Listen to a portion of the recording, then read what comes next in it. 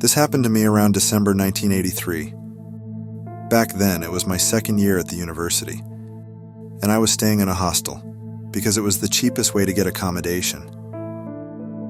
It had 5 rooms with 4 people in each room. My university had organized a trip, but unfortunately I couldn't join them. I had to head back home the next day because my sister's wedding was in 2 days.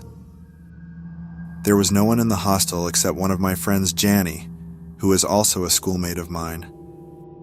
After afternoon tea, she asked me, "Dina, would you like to have dinner with me today?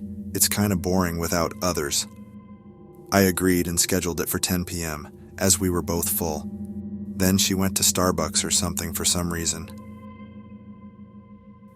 I waited for her until 10 p.m., but she never came. I thought she might be waiting at the restaurant for me, so I left my hostel and reached the restaurant on foot. At that time, there were only a few people there, and I couldn't see Janie. I sat at a table and waited for about 20 minutes, but she never came. While waiting, someone familiar showed up. It was Gary, one of my friends from school. We weren't close, but we were in the same classroom.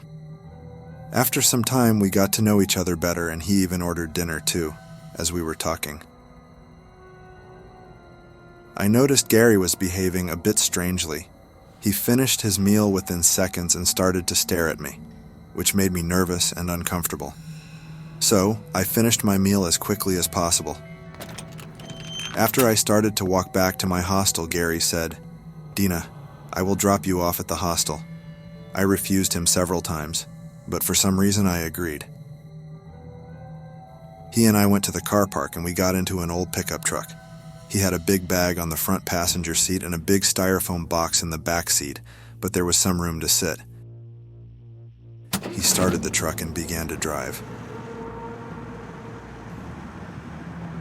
After about 10-15 minutes, I noticed he was passing my hostel.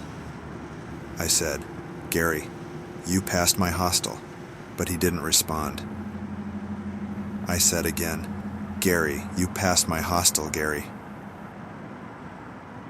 But he never talked and continued to drive farther and farther. I felt uneasy and didn't know what to do.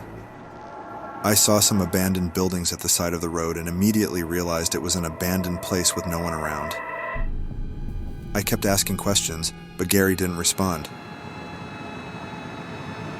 As the truck was going fast, it went over a small crack on the road, and I fell on the styrofoam box next to me.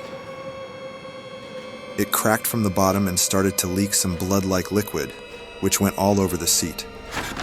I slowly lifted the lid, and it was the most horrifying thing I had ever seen in my life. It was Janie, chopped into pieces. It made me feel sick. At that moment, Gary parked the truck at an old house in the middle of nowhere and ran inside without saying anything. I quickly realized what was going to happen, so I got out of the truck and ran to the forest, hiding under a huge bush. From there, I saw Gary come out with an axe stained with blood.